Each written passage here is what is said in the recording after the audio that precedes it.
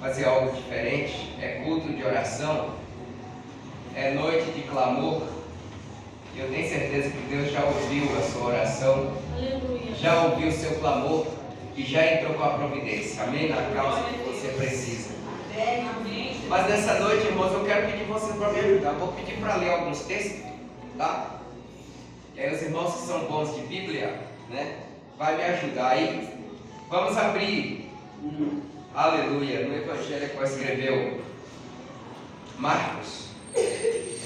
Eu tenho algo um pouco extenso, mas vai ser um pouco rápido. Eu quero compartilhar com os irmãos. Hoje eu estava brincando hoje, lá no serviço. Serviço é lugar de trabalhar, né? Mas eu tirei um tempinho lá, irmãos, e eu fiquei dando uma olhada na palavra de Deus e algumas coisas lá, e aí eu falei assim, eu acho que eu vou falar isso aqui lá na igreja hoje. É culto de oração, mas eu vou falar isso aqui e os irmãos vão compreender. Porque, irmãos, se nós não estivermos em oração, nós não vamos aguentar não, viu? Se a gente não buscar uma vida de oração, a gente não vai suportar a opressão do maligno que já está apontando por aí e vai intensificar mais. A gente não vai aguentar não. E ora bastante, coloca a família nas mãos de Deus, os filhos, porque as crianças estão sendo alvo do diabo. E se nós não tivermos oração, não vai dar certo não vai dar conta não. Então eu quero que os irmãos compreendam comigo alguma coisa da parte de Deus aqui. Evangelho após escreveu Marcos, capítulo de número 1, versículo 16 até o 20. Aleluia. E eu vou ser bem rápido, os irmãos vão me ajudar aí, que eu vou pedir para ler uns textos aí. E os irmãos vão ler, não vai entender nada, mas eu vou explicar para os irmãos rapidinho. 16, capítulo 1, versículo 16 ao 20, diz assim para nós. Aleluia. Glória a Deus. E andando junto do mar da Galileia, viu Simão e André, seu irmão, que lançavam a rede ao mar, pois eram pescadores. E Jesus lhes disse: vinde após mim, e eu o farei que sejais pescadores de homens. E deixando logo as suas redes, o seguiram. E passando dali um pouco mais adiante, viu Tiago, filho de Zebedeu, e João, seu irmão, que estavam no barco consertando as redes. E logo os chamou, e eles, deixando o seu pai Zebedeu no barco com os jornaleiros, foram após ele. Aleluia, glória a Deus. Só essa palavra aqui, irmãos. Mas eu quero falar para os irmãos acerca do que é oração, tá, irmãos? Mas se nós pegarmos aqui Mateus capítulo 4, 18 a 22, Lucas 5, do 1 ao 11, nós vamos ver que Jesus ele vai começar a chamada, ou seja, a chamar os seus discípulos. Só que até mesmo para poder chamar os seus discípulos, ele chamou primeiro um, daqui a pouco ele chamou o outro 2, daqui a pouco ele chamou 12, daqui a pouco havia uma multidão. Mas sabe como que Jesus fez isso? Depois que ele foi batizado por João no Rio Jordão, João foi preso para ser degolado, decapitado. Jesus ele passou 40 dias e 40 noites em oração.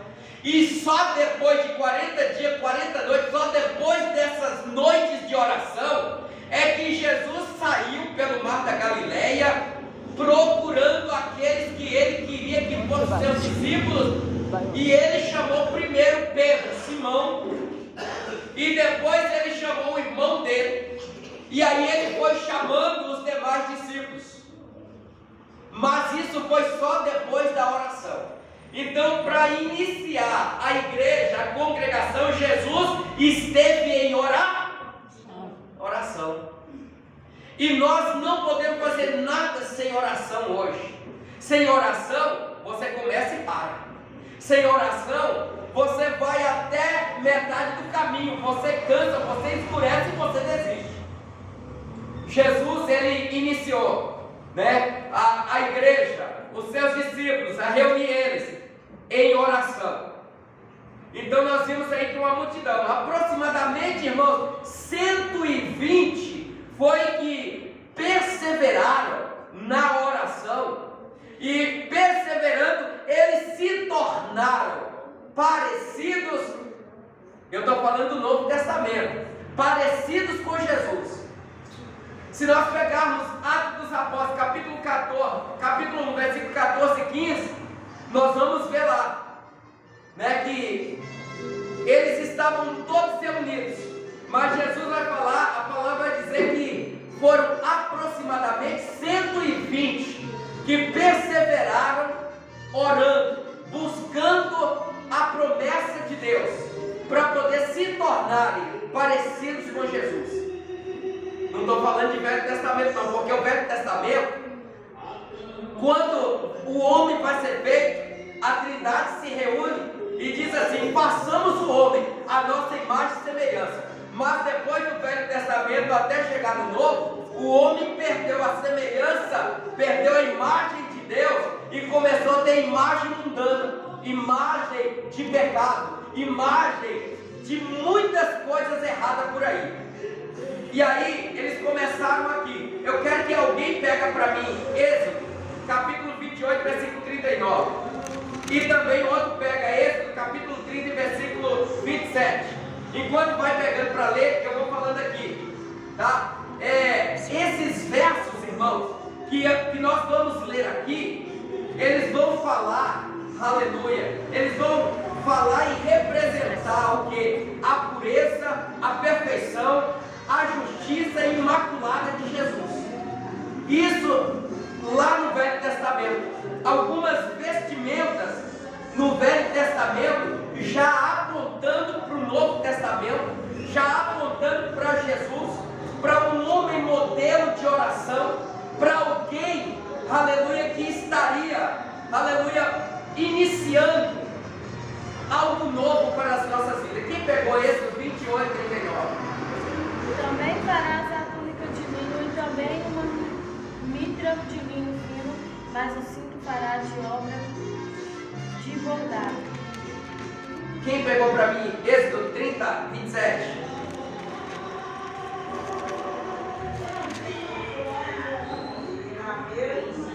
A mesa com dois seus tecidos, o cristais, com os seus tecidos, e o altar dos céus. Alguém prepara para mim Apocalipse capítulo 19, versículo 8. Irmão, isso aqui que está falando de um cinto, está falando de uma vestimenta azul, fala de tudo. Se nós formos pegar aqui as romãs, se nós formos pegar aqui as maçãs, nós vamos ver que uma está entremeada entre a outra, é uma e depois a outra repete e não me vai.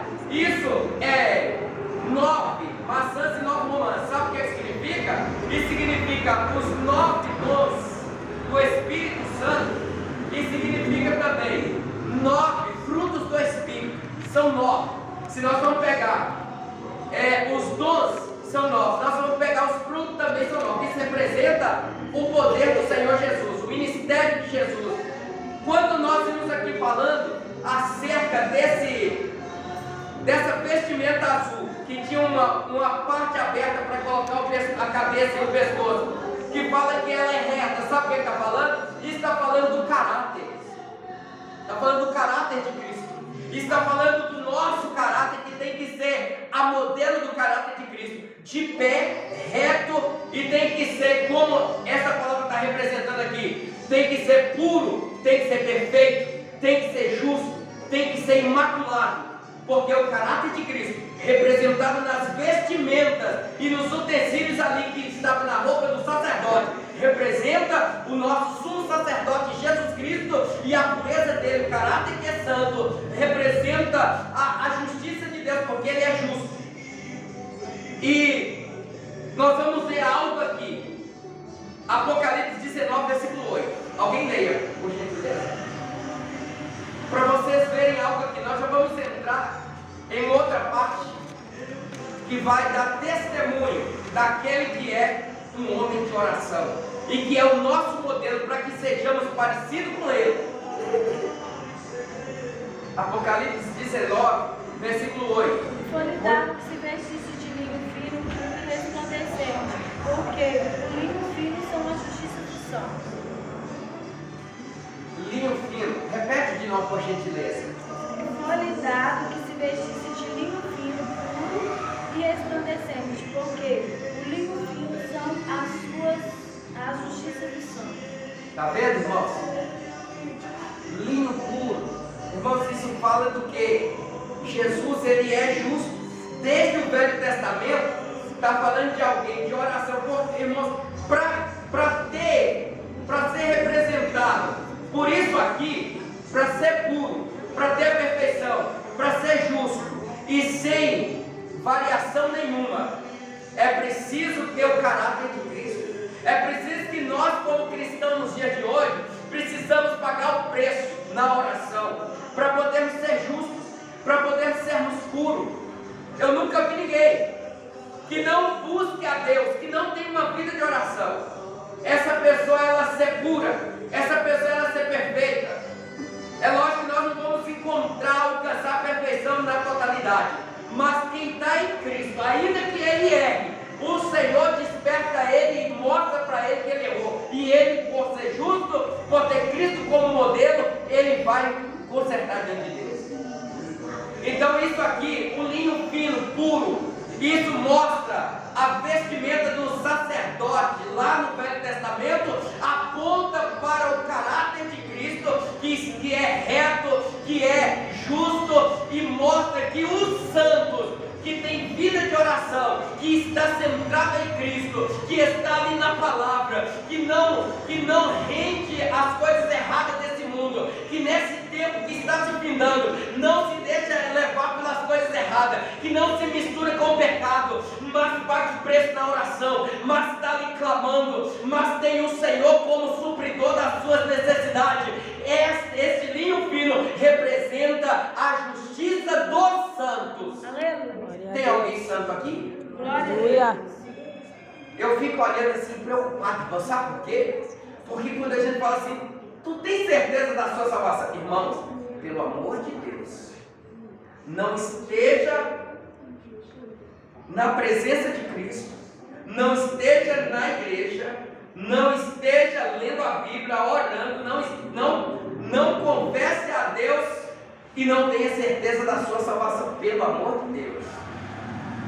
Não deixe a sua salvação em dúvida, não, porque a dúvida vai impedir muito de entrar no céu. E nós estamos caminhando para o tempo do fim, e é onde nós temos que estar buscando a justiça de Deus, porque esse linho fino, ele simboliza o caráter de Cristo. A vestimenta de Arão, azul, simbolizando o linho fino, ela é reta, comprida, com o lugar de pôr os braços, o lugar de pôr o pescoço. Isso mostra que o caráter de Cristo é reto, e que isso é a justiça dos santos. Porque ora, porque busca a Deus, porque é fiel ao Senhor. A mesma justiça, porque Jesus é justo e está também em nós que somos santos. Se alguém perguntar, você é santo? Eu sou santo, estou buscando a santidade e não negocio a minha santidade. Aleluia. Nós estamos deixando muitas coisas. Quando alguém perguntar assim, irmãos, você tem certeza da sua salvação? Já fala rápido, eu sou salvo. Meu Deus. Porque a dúvida leva muitos a perecer e a entrar em coisas erradas. Então nós não podemos ter essa dúvida. Nós não podemos deixar. Vamos ter o nosso caráter reto diante de Deus. Vamos manter a nossa santidade de pé perante o Senhor. Vamos estar vestidos de linho fino, azul, porque simboliza, aleluia, simboliza a justiça dos santos, porque é a justiça de Deus. Olha só para você ver, deixa eu não perder muito tempo aqui não. Olha só para você ver alguma coisa aqui. E também, irmãos, olha o que vai dizer para nós.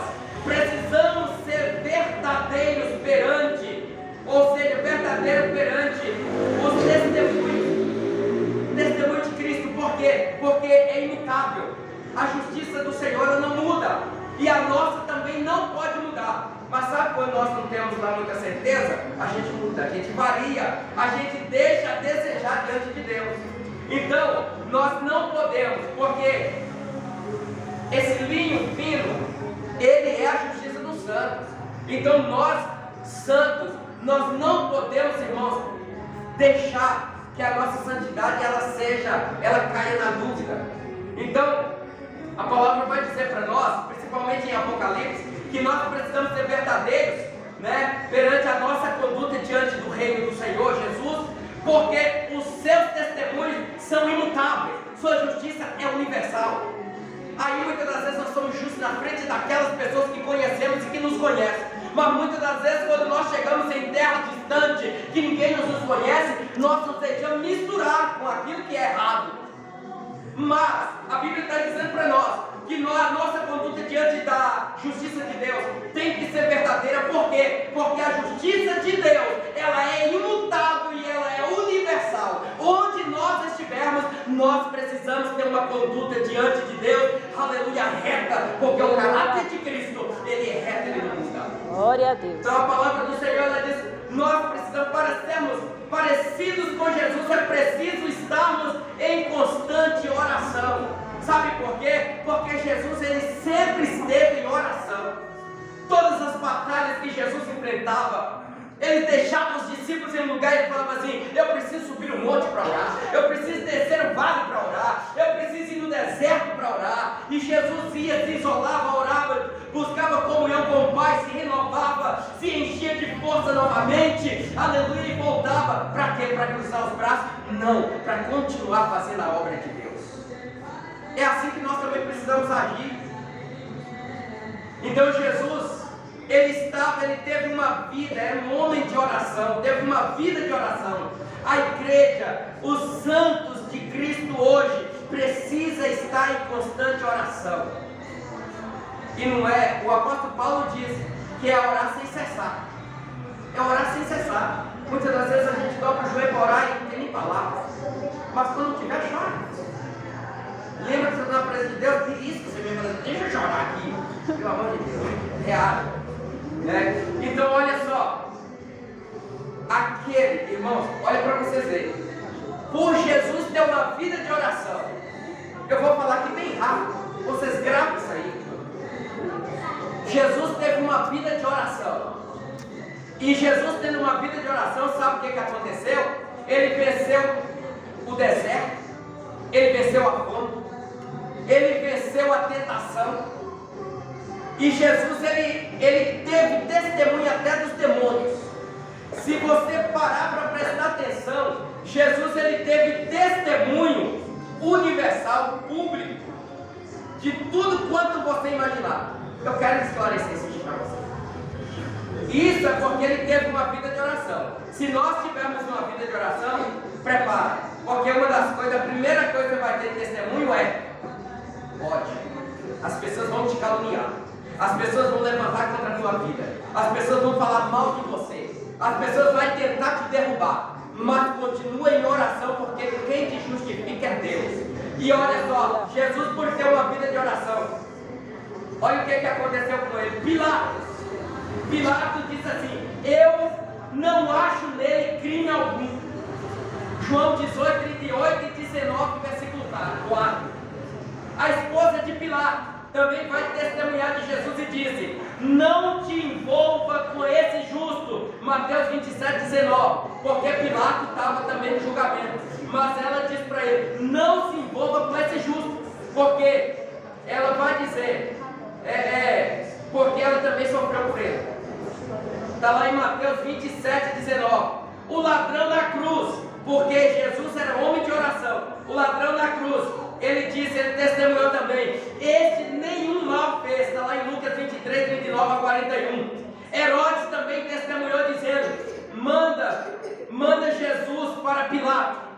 Ele é tão justo que não acharam culpa para condená-lo à morte. Está lá em Lucas 23, 15. O centurião também, ele disse: verdadeiramente este homem era filho de Deus. Marcos 15, 39. Estevão também vai testemunhar dizendo: ele é justo. Atos 7, 52. Pedro também vai testemunhar dizendo: ele é santo, justo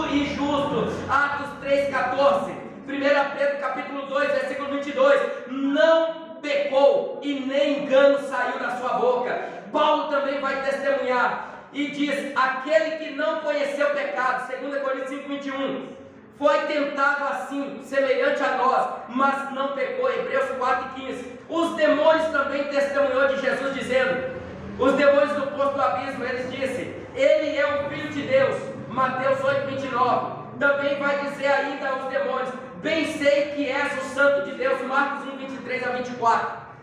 E eles não param por aí. Sabe por quê? Porque Jesus tem a marca da oração. E vai dizer, os demônios vai dizer ainda para Jesus, que tenho eu contigo, Filho do Deus Altíssimo. Marcos 5, 6 e 7. E Jesus também vai falar dele. Jesus diz assim, Jesus Filho de Deus Altíssimo. Lucas 8:28. Isso ainda é o demônio que falou, que Jesus é o Filho do Deus Altíssimo. Deus, o Pai, vai testemunhar de Jesus e vai dizer, é o meu Filho amado, em quem eu me alegro, me compraz, ouve-o. Mateus 17:5, Hebreus 1:8-12. Testemunhou de si próprio, o próprio Jesus. Ele vai dizer, qual de vós me convence do pecado? João 8:46. O mundo em geral reconheceu que ele era diferente. Os soldados, oficiais que foram prendendo, disseram, nunca homem algum falou como ele. João 7:46. E o público em geral, eles dizem, ele tudo tem feito bem. Está lá em Marcos 7:37. Irmãos, eu estou trazendo isso aqui para os irmãos nessa noite. Por quê? Porque nós estamos em uma vida de oração. Porque nós estamos em uma noite de clamor. Porque nós estamos buscando ao Senhor em oração. E sabe de uma coisa? A nossa vida não pode permanecer na mesmice. Jesus foi homem de oração. Ele foi modelo para nós, para aqueles do Velho Testamento, para os discípulos. E para nós hoje, ele também é modelo. E como a vida dele foi transformada através da oração, a vida daqueles que o ouviu naquele tempo também foi transformada através da oração. A minha vida e a sua vida, a minha casa e a sua casa, aqueles que nós estamos intercedendo por eles, também tem que haver mudança na vida deles. Aleluia. Só que para isso, a minha oração e a sua oração, é preciso ser uma oração verdadeira. É preciso ter poder na nossa oração. E isso só quando nós nos entregamos a totalidade da nossa vida de oração para o Senhor. Aí vai haver mudança. Glória a Deus. Nós não podemos. Sabe o que a oração faz? A oração faz você ser fervoroso. A oração te dá comunhão com Deus. A oração aviva a sua alma. A oração é a chave da vitória. A oração, ela traz a cura. A oração, ela vai onde eu e você não podemos chegar. A oração, ela tem um efeito sobrenatural. Quem ensinou a orar foi o próprio Senhor Jesus. Então, irmãos, que tenhamos uma vida de oração, para que possamos ter e ser testemunha verdadeira do Senhor Jesus. Aleluia. A palavra que eu tenho para nós nessa noite: seja homem e mulher de oração. Mas não ora aqui e peca lá fora não. Mas não ora aqui e tenha dúvida lá fora não. Mas não ora aqui, aleluia, e quando sair lá fora, faça tudo errado não. Ore aqui e mantenha uma vida de santidade lá fora também. Ora aqui, mas dentro da sua casa seja verdadeiro servo e serva de Deus também. Ora aqui e permaneça reto diante de Deus, porque o caráter de Cristo é reto. Jesus é homem de oração e ele deixou o modelo, o exemplo para mim e para você, para podermos obtermos respostas e vitórias e sermos vitoriosos. Aleluia, enquanto nós estivermos nessa terra. Que Deus em Cristo Jesus abençoe a tua vida, que a sua casa e a sua família seja abençoada por Deus. E eu deixo essa palavra para que você possa orar mais, para que você possa pagar o preço mais, para que você possa dedicar mais. Coloque Jesus em primeiro lugar e você vai ver a diferença na sua vida e no seu ministério. Assim eu agradeço essa oportunidade.